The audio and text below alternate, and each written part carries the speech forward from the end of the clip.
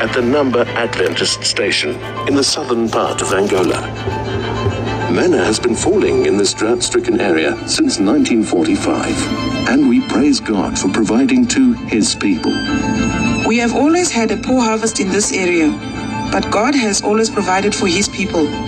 My sister can testify that they survived on manna when times were hard at the Number Adventist mission. Until today, people are still eating it. Curiosity killed the cat, and so Sid Media's director, Noel Sibanda, visited the area in the southern part of Angola to get the first-hand information. And as they say, the proof of the pudding is in the eating. Here we are at Number Adventist Mission Station. We came, we saw, we smelled, we touched, and now I'm tasting for the third time just to convince you that indeed this is manna from heaven. The taste, I can't describe it. It tastes of everything that I've ever eaten that is so good.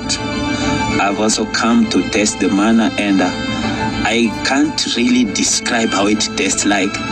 It is like honey-like, it's like a cake. I really don't have words to describe how it tastes like. Exactly, I don't know how to describe it. I just know that it's white and it's sweet. But the real taste, I can't have anything to compare with. This story of Number, I've been just reading it in Storytime in Africa book. I taught my kids when they were growing with that story. And when we heard that, when my kids heard that we are going to Angola, they asked me, Mommy, is that the same place where manna was falling? I said, yes, but it should be in Angola, but I don't know exactly where that place is. But when we came here in Angola, we inquired of the place. They said, yes, actually, even now, manna is still falling. And I'm happy that I've visited the place today. And I picked a few pieces of it. I tasted it. It's very nice. When you are eating it, it's like something mixed with the sweet, and there's a good fragrance on it. So you cannot really explain the way it is, but it's a very nice food. Wow, it has been really a great experience here because stories have been going all over. I have heard about it. I tried to Google about it. And of course, when I Googled it, I found a small piece by Signs of Times, which was documented there. But even after I saw it, there were still doubts from my colleagues that I informed about it. Well, this morning we've made it to come here, and I still can't believe that I'm here. And we've got a bit of it here. It's a bit hard. The text is hard. I think it has dried up a bit. It's more or less like a cake's icing sugar that has been dried because it's very tasty, very sweet. The history of manna falling in Number Adventist Station in the southern parts of Angola dates back to more than 50 years ago when there was a famine in this area. Villagers had to walk long distance to look for food, and those who harvested a little bit had to sweat it out to grind the maize meal into mealie, a very labor-intensive exercise, but the job had to be done.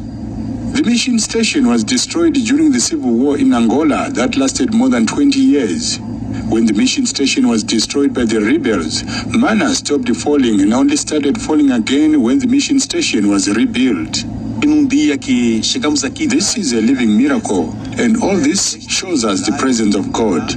This Adventist mission station must be preserved by all means. On the day the mission station was dedicated to the Lord, manna felt like it has never happened before, and the community was terrified. I was born in this place.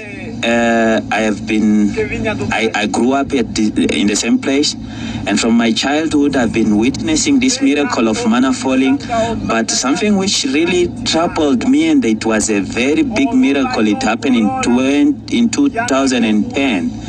That year, after the mission has been renewed, there was a big miracle happening where manna fall in such quantities which we have never seen before. It fell actually from beyond that side of the church. It fell even up to the mountain. All the ground was covered with manna. This happened in a time when the mission has been renewed, and people were marveling. They were wondering, why is it that manna never fell in such a way, and it's falling in that way. People were afraid. They said we were to come out and call people to come and collect manna, but they refused. They were afraid because it was too much. The whole ground was covered with manna, so people were afraid coming out of their homes to collect it, and only little children came and collected it. When the information reached the union, Pastor Teodoro and Pastor Gilberto from Brazil and Pastor Sabino from Portugal, they came to witness the miracle because the manna was kept up to when they came, and they were shown what was really happening at this place. Manna fell as never before. Sometime in the past, there was a famine around the area and people had no food. They decided to fast